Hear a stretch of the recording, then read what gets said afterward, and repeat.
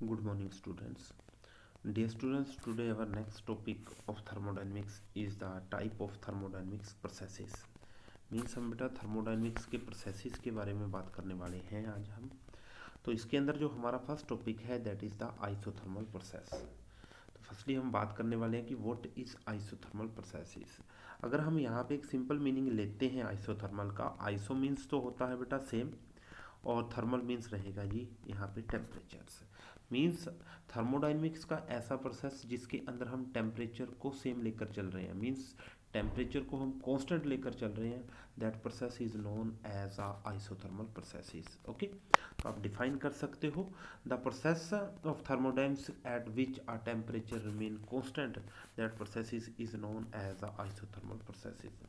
For example, अगर आप इस सिस्टम को देखते हो तो यहाँ पे बेटा प्रेशर चेंजिंग में है, वॉल्यूम चेंजिंग में है, बट यहाँ पे जो टेम्परेचर टी लिया गया है that temperature T is a constant. Therefore अगर हम बात करते हैं यहाँ पे कि चेंज इन टेम्परेचर जो प्रोसेस के अंदर होगा, जब आपका प्रोसेस वर्किंग के अंदर आएगा तो वहाँ पे डेल टी की वैल्यू यहाँ पे जीरो होने वाली है, because there is temperature is constant.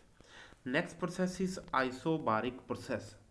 तो फिर वही मतलब रहने वाला है बेटा, यहाँ पे आइसो मीन्स सेम रहेगा और बार मीन्स प्रेशर रहेगा। Means the process at which a pressure remain constant, that process is known as a isobaric process. Okay, तो अब यहाँ पे बेटा आप ध्यान दे सकते हो कि ये सिस्टम है और आपका ये वाला सिस्टम है।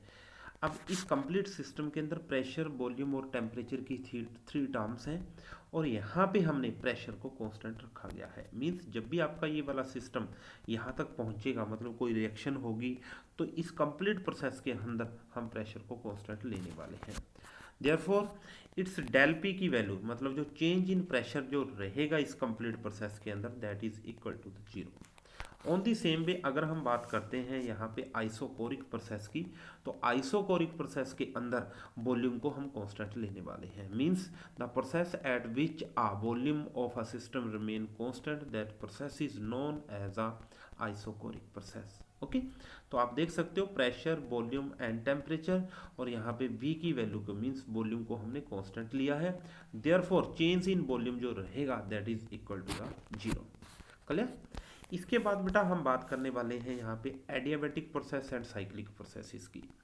तो एडियाबेटिक प्रोसेस के अंदर जैसे आपने एक आइसोलेटेड सिस्टम को पढ़ा था, ओपन सिस्टम पढ़ा, क्लोज सिस्टम पढ़ा, क्लोज के बाद आपने आइसोलेटेड सिस्टम को पढ़ा था, तो कुछ वैसा ही यहाँ पे ये प्रोसेस होने वाला है।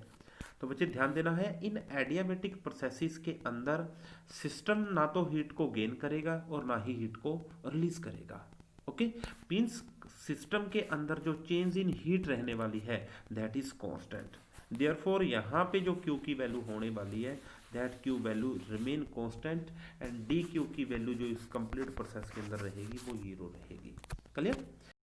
हम लास्ट इस प्रोसेस की लास्ट टर्म पढ़ने जा रहे हैं यहाँ पे, that is cyclic process.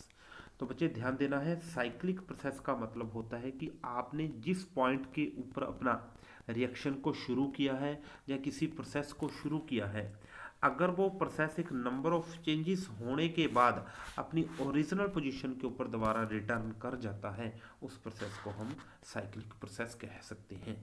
Okay, means cyclic process के अंदर इनिशियल और फाइनल पॉइंट सेम रहता है। अब आप पढ़ सकते हो यहाँ पे, when a system undergo different number of processes means different number of changes and finally return to its initial state, that process is known as a cyclic process। Clear?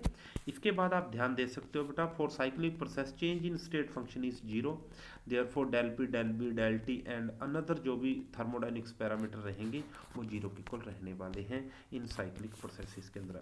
Internal energy की हम बात कर चुके हैं। Okay, इसके बाद बेटा हम बात करने वाले हैं कि हीट और वर्क के बारे में। तो बच्चे ध्यान देना है, हमने लास्ट लेक्चर के अंदर हीट के बारे में भी बात किया था। Heat gives the hotness and coldness of body, means temperature की कंडीशन को हीट बताने वाली है।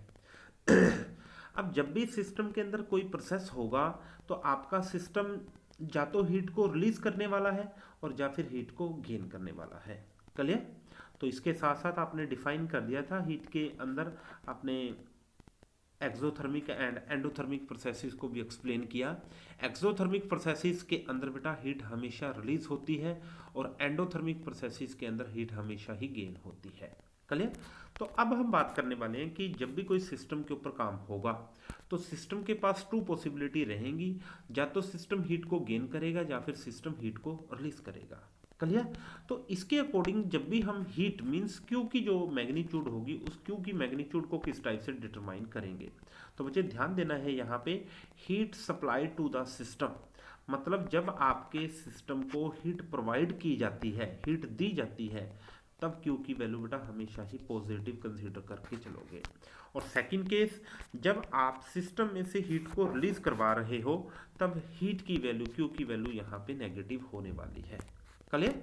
इसके बाद हम बात करने वाले हैं कि यहाँ पे जब भी कोई वर्क होगा किसी भी सिस्टम के ऊपर, जब आप वर्क करने वाले हो तो वर्क की वैल्यूज को किस टाइप से डिटरमाइन करोगे।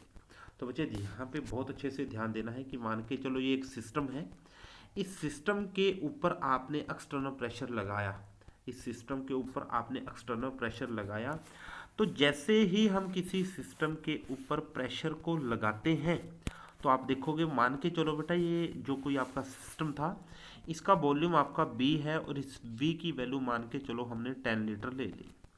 तो बेटा जैसे ही आप इसके ऊपर प्रेशर अप्लाई करोगे, प्रेशर अप्लाई करने के बाद इस गैस का जो वॉल्यूम होगा वो कम हो जाएगा, मीन्स ये 10 लीटर से कम हो जाएगा।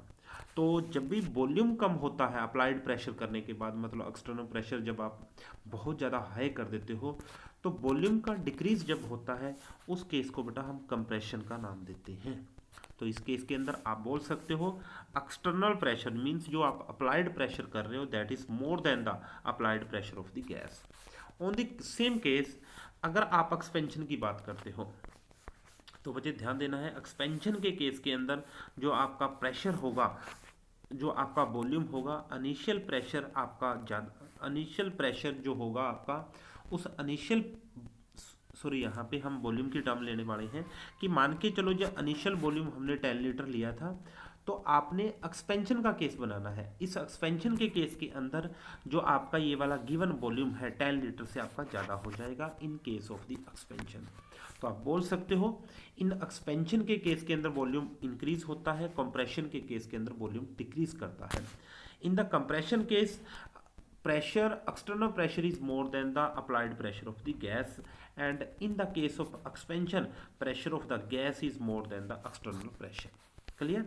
तो अब हम जो इनकी मैग्नीट्यूड्स को लेने वाले हैं उसके बारे में बात करने वाले हैं। यहाँ पे हम बेटा ध्यान देना है work done on the system, मतलब जब आप सिस्टम के ऊपर वर्क अप्लाई करोगे तो कंप्रेशन होगा और इस केस के अंदर W की जो वैल्यू आप लेने वाले हो that is the positive value, आप हमेशा ही उसकी मैग्नीट्यूड को पॉजिटिव लेना है। ऑन द सेम वे जब आप work done on the system, sorry work done by the system होगा, मतलब सिस्टम आपका काम कर रहा होगा और आपका केस कौन सा बनेगा, एक्सपेंशन का, और इस केस के अंदर W की वैल्यू आप नेगेटिव लेने वाले हो। क्लियर? तो बेटा आज यहाँ तक आपने बेसिक कंसेप्ट को कंप्लीट कर लिया है, कल हम फर्स्ट लॉ ऑफ थर्मोडायनेमिक्स को रीड आउट करेंगे। क्लियर? Thank you.